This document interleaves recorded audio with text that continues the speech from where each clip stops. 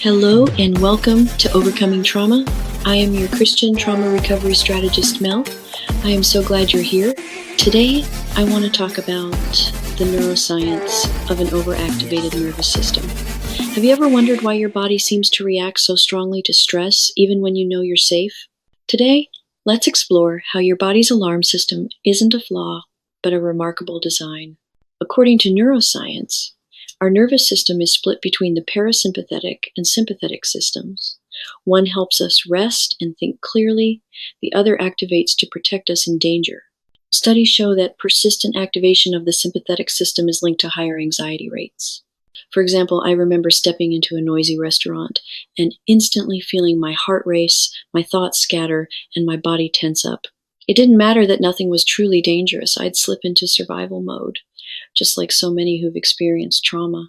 Some might argue, isn't this just being overly sensitive or even irrational? But in reality, your brain is simply trained to survive after chronic chaos or neglect. It's not a sign that you're broken or crazy. Understanding this, we can begin to reframe our responses not as personal failings, but as an invitation to rediscover peace and reclaim the balance God designed within us. Why do seemingly small triggers sometimes send us spiraling even when we know we're safe? Let's dive into what actually happens in the brain after trauma. Neuroscientific research points to three areas affected by trauma: the amygdala, which controls fear, the hippocampus, which processes memories, and the prefrontal cortex, responsible for reasoning. Trauma often overactivates these regions, heightening anxiety and confusion. I've worked with clients who say, "I know this doesn't make sense, but I still feel scared." When the amygdala is overstimulated, fear floods in. When the hippocampus is overwhelmed, even a scent can trigger a vivid flashback. Decisions become paralyzing as the prefrontal cortex struggles to process. It's easy to dismiss these reactions as overreactions, but they're actually the result of how trauma reshapes the brain. The body is doing its best to protect you, not sabotage you. By recognizing these patterns, you can start to rebuild your sense of safety and gradually teach your brain how to return to calm, challenging the hold trauma has had on your nervous system. Is it really possible to regain peace after years of anxiety and panic, especially when it feels impossible to quiet your mind? Let's look at how faith and neuroscience can work together for healing. Research shows that trauma's effects can be reversed through intentional strategies like neuroplasticity, prayer, and therapeutic support.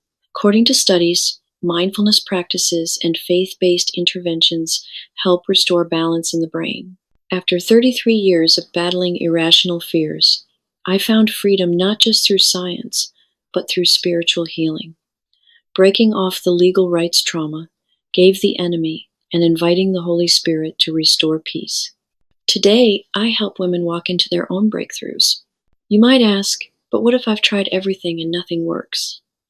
Healing isn't always linear, and setbacks don't mean failure. They're part of the journey to wholeness. With support and the right tools, you can reclaim the peace and clarity that God intended for you step by step, day by day. Where do you even begin when you want to heal from emotional trauma and reclaim your life?